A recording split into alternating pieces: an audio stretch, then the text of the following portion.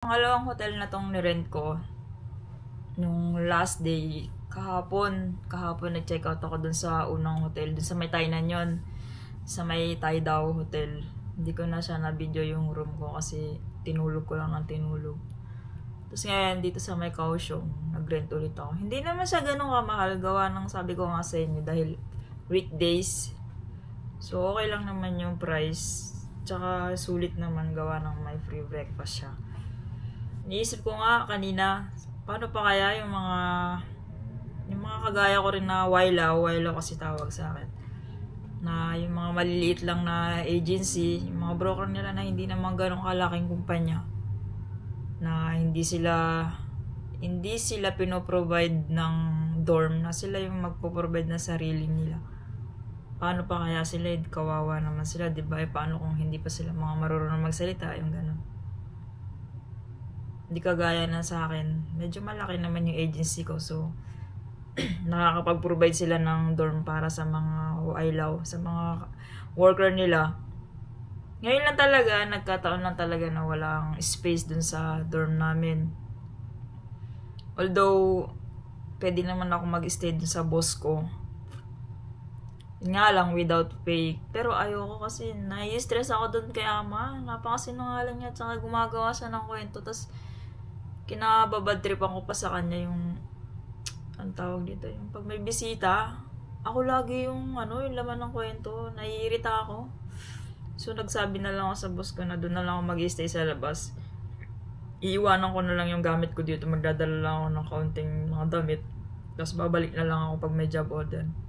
Sabi ko, hindi talaga kami magkakasundo ni ama, grabe, hindi ko kaya, sabi ko. Tsaka without pay naman na rin naman ako kasi nga pagkatapos ng 1 month ko, diba? Free to stay naman sa kanila, yun lang, ayoko. So, tara, umaga na ngayon, kaya be-breakfast ako. For sure na ako lang mag-isa, diba? Alam niyo na. Tara, breakfast tayo.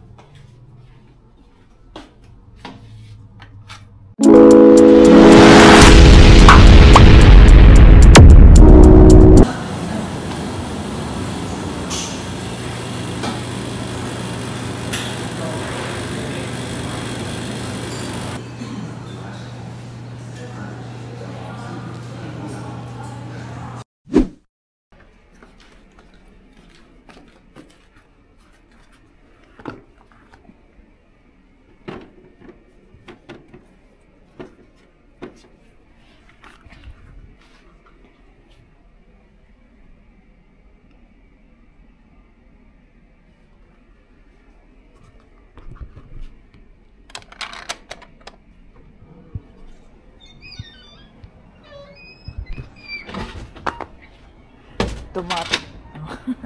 Lock na. Yan muna ako naka-stay.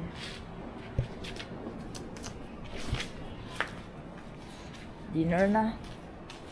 Bili muna ako ng dinner. Gutom ako. Mga oras na ba? 7.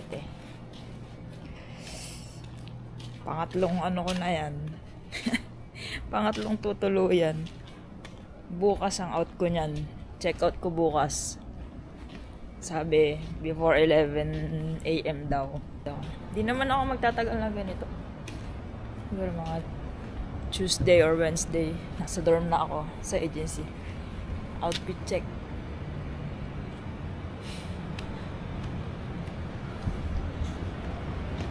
Experience.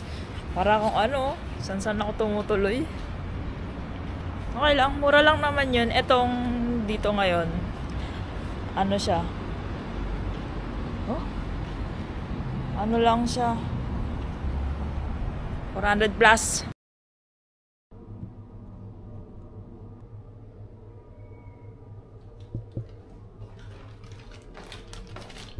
Akong towel.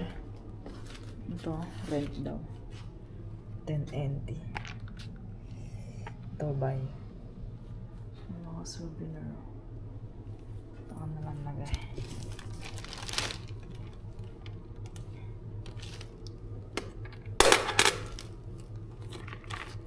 Maligo.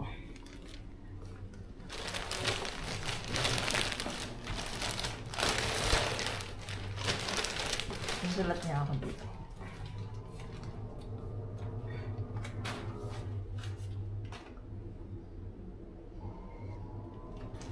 Sulat ako. Remembrance.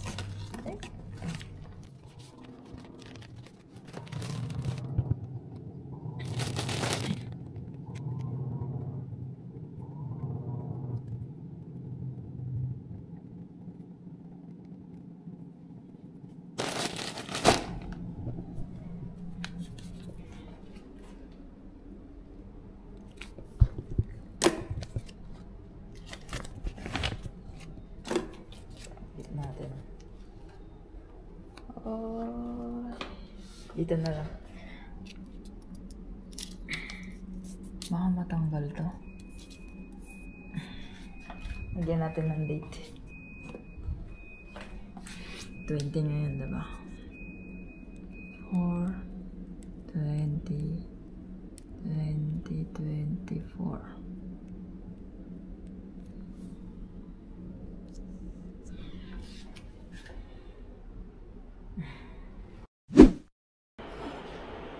Kain, merienda.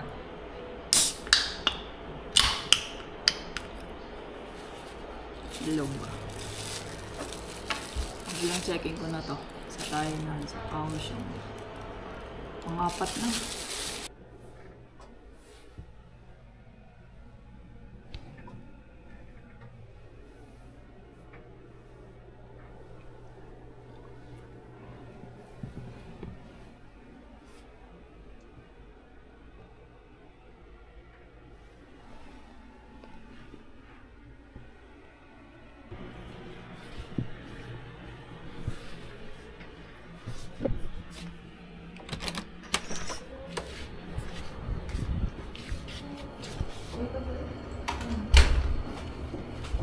Mahal ka pa niya sila. Huh? Mahal ka pa niya sila.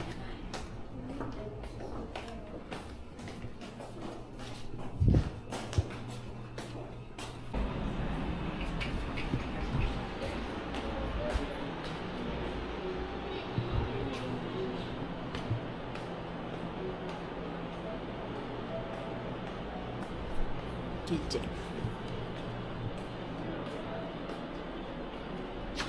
Sa akin pa. Ba't ibang lahi yun nandito? Ako lang yata yung Pilipino. Makapal kasi yung mukha ko. Well, mga pagkain nila.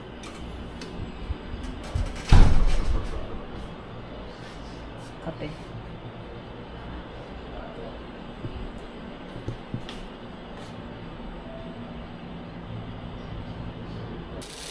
Mura lang ito.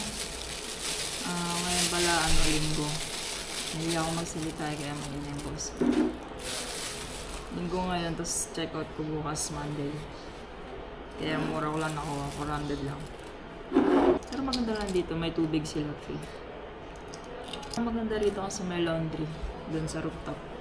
Hindi ko na naano kanina kasi mamadali ako. Kasi nga wala na akong susukitin. Merienda, coke, tsaka itlog.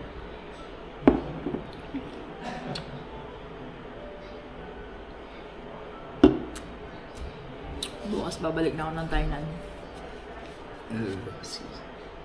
Sana magkaroon na ng bakante sa office namin. Parang palaboy nito kung saan ako nakakapag-check-in eh.